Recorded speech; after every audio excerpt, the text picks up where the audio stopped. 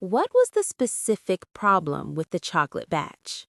The chocolates came out with uneven shapes. What report did Laura raise because of the issue?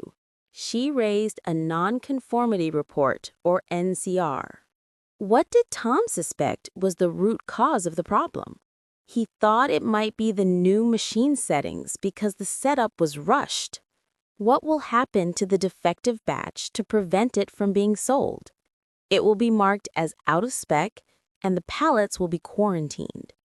What was one corrective action Laura suggested?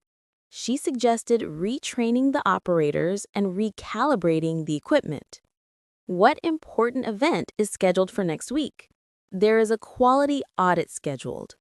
Why was the deviation considered serious enough for an NCR? Because the shapes were so uneven that customers would notice immediately, potentially damaging the brand's reputation for quality.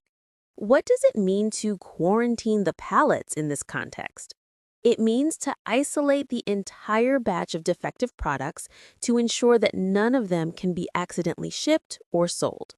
Why is retraining operators a logical corrective action for a problem caused by a rushed setup? Because if the setup was rushed, the operators may not have been properly trained on the new settings, and retraining ensures they can operate the machine correctly in the future.